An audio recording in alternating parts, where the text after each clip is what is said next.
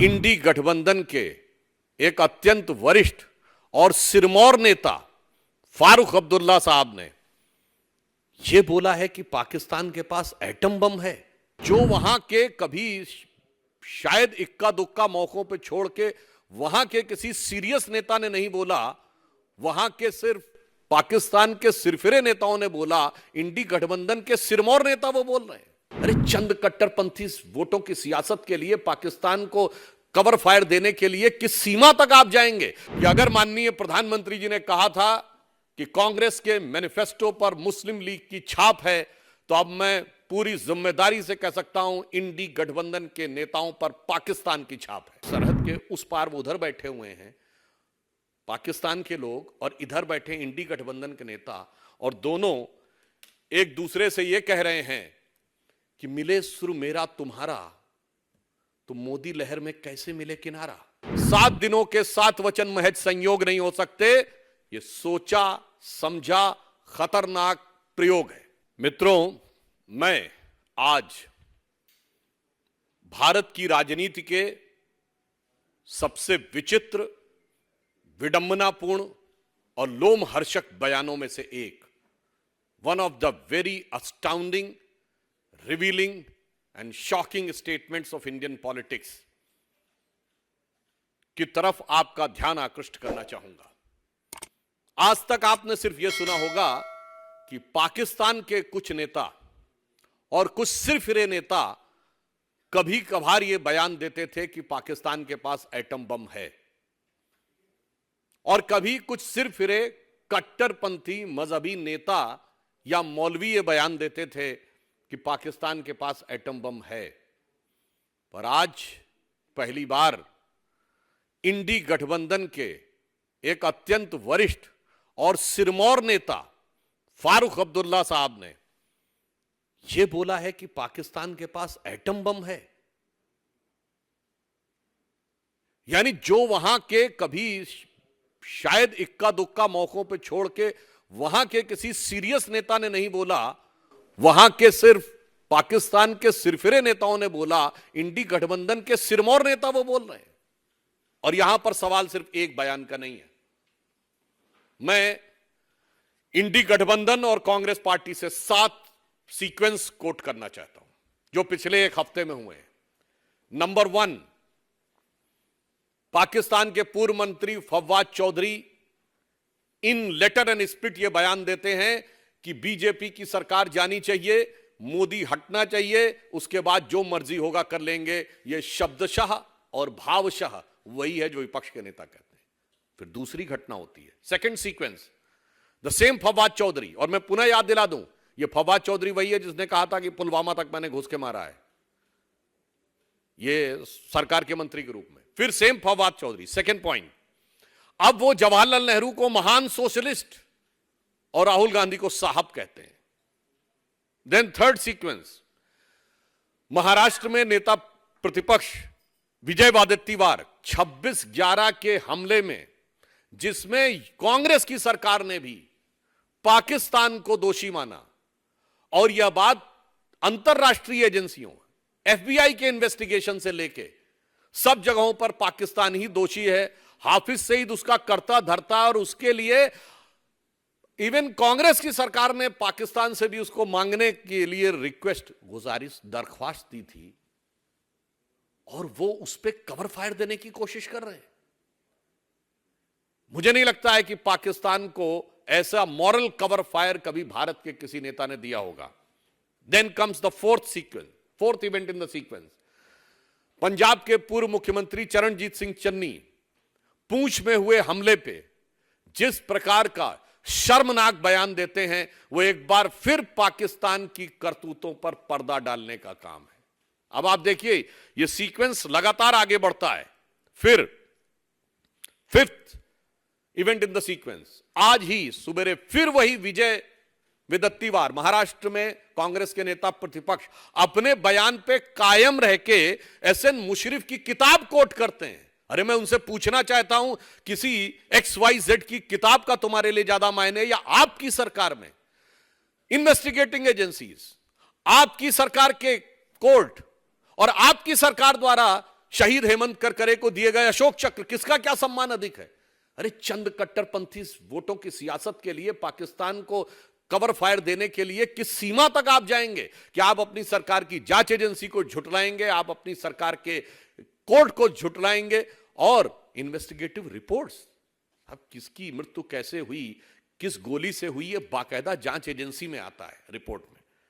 Then comes the six point, Congress के वरिष्ठ नेता, देखिए एक कश्मीर से हैं, केरल से हैं, शशि थरूर, बांग्लादेश के अखबार डेली स्टार में आर्टिकल लिखते हैं। पहले तो ये बात समझिए, चुनाव भारत में हो रहे हैं और जनमत बनाया जा रहा है बांग्लादेश में, और फिर वहां क्या लिखते हैं? Modi has to go. भैया बांग्लादेशी अखबार में काहे लिख रहे हो भाई? और उसके उपरांत उसमें शब्द प्रयोग करते इंडियन एडमिनिस्ट्रेड कश्मीर। कश्मीर नहीं, ये वो भाषा है जो पाकिस्तान प्रयोग करता है, Indian administered Kashmir. And then comes the seventh sequence, today's statement of mister Farooq Abdullah. क्या ये 7 सीक्वेंस, मैं कांग्रेस पार्टी से पूछना चाहता हूं कि ये 7 दिनों के 7 वचन क्या साफ साफ नहीं दर्शा रहे हैं कि अगर माननीय प्रधानमंत्री जी ने कहा था कि कांग्रेस के मैनिफेस्टो पर मुस्लिम लीग की छाप है, तो अब मैं पूरी जिम्मेदारी से कह सकता हूं इंडी गठबंधन के नेताओं पर पाकिस्तान की छाप है, उनके बयानों पर। और छाप ही नहीं है, उनकी एक एक आवाज में पाकिस्तान की गूंज नजर आ रही है, वो उसके सुर में सुर मिला रहे हैं। मतलब मैं अगर ये बात कहूं कि ऐसा लगता है कि सरहद के उस पार वो उधर बैठे हुए हैं पाकिस्तान के लोग, और इधर बैठे इंडी गठबंधन के नेता, और दोनों एक दूसरे से ये कह रहे हैं कि मिले सुर मेरा तुम्हारा, तो मोदी लहर में कैसे मिले किनारा? क्योंकि ये पहले भी इसमें जा चुके हैं। और अगर यह कह दिया जाए कि इंडी गठबंधन के नेताओं में पाकिस्तान के चंद सिरफिरे नेताओं की आत्मा प्रवेश कर गई है, तो अतिशयोक्ति न होगी। क्योंकि मैं अकेले सिंगल आइसोलेटेड बयान की बात नहीं कर रहा हूं, मैं एक पूरा सीक्वेंस बना रहा हूं। 7 दिनों के 7 वचन महज संयोग नहीं हो सकते, यह सोचा समझा खतरनाक प्रयोग है। और यह कितना खतरनाक है मैं इसलिए भी कह रहा हूं, विनम्रता और चुनौती से पूछता हूं राहुल गांधी जी और इंडी गठबंधन से कि आपका एक प्रमुख सहयोगी जो उस राज्य से आता है जहां से आप सांसद हैं, कम्युनिस्ट पार्टी कहती है भारत का परमाणु भंडार समाप्त कर देंगे, मैनिफेस्टो में कहते हैं, और दूसरा गठबंधन सहयोगी कहता पाकिस्तान के पास एटम बम है। मैं देश के करोड़ों लोगों से कहना चाहता हूं, इन दोनों का मिलाकर जवाब समझ लीजिए कि ये कितना खतरनाक खेल खेल रहे हैं। और मैं ये भी कहना चाहता हूं फारूक अब्दुल्ला साहब से कि आपने क्या शब्द प्रयोग किया कि चूड़ियां पहन रखी हैं। मतलब आप भारत की स्त्री शक्ति का एक प्रकार से अपमान कर रहे हैं। यह सोच आपकी विदेशी सोच है। ये वही है जो राहुल गांधी जी कहते हैं शक्ति से लड़ना है। मैं बताना चाहता हूं, भारत की नारी शक्ति में वो क्षमता रही है कि कित्तूर की रानी चेन्नम्मा से लेकर रानी दुर्गावती से लेकर रानी अहिल्याबाई से लेकर रानी लक्ष्मीबाई से लेकर रानी अबक्का से लेकर, जिसने समय पड़ने पर वो दिखाया कि रणचंडी की अतृप्त प्यास में दुर्गा का उन्मत्त हास में यम की प्रलयंकर पुकार जलते मरघट का धुआंधार। तो आपको नहीं समझ में आता होगा, ये राहुल गांधी के विदेशी सलाहकारों के, विदेशी मानसिकता वाले सलाहकारों को ये नहीं समझ में आता होगा। तो ये प्रकार से भारत की महिला शक्ति और स्त्री शक्ति का भी अपमान है। और इसलिए मैं ये बात कहना चाहता हूं राहुल जी से कि मैं आपकी तरह, जैसे आपने माननीय प्रधानमंत्री जी के लिए तू तड़ाक की भाषा, अपमानजनक भाषा की थी, मैं भाषा की वो मर्यादा न लांघते हुए साफ साफ पूछना चाहता हूं इंडी गठबंधन के लोगों से कि कांग्रेस वालों के लिए आदरणीय और अभिनंदनीय और हर राष्ट्रभक्त के लिए निंदनीय, राहुल गांधी जी आप जवाब दें कि ये 7 वचन क्या कह रहे हैं, ये आप किस षड्यंत्र के हिस्से बन रहे हैं और कौन सी शक्तियों के हाथ में खेल रहे हैं। मगर मुझे पूर्ण विश्वास है कि वो जवाब नहीं दे पाएंगे, क्योंकि उनकी स्थिति अब दयनीय हो गई है।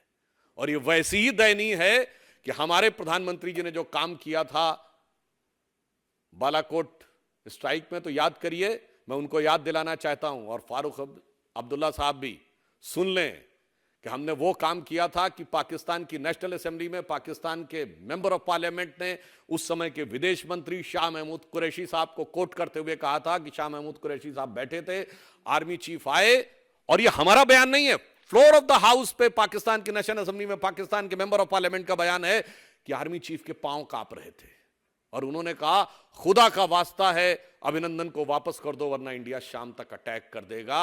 साहस ये होनी चाहिए, ना कि ये उस पराजित मानसिकता का प्रतीक कि बड़े और ताकतवर मुल्क होके आप सिर्फ, जो प्रधानमंत्री ने कहा, डोजियर देते रहे।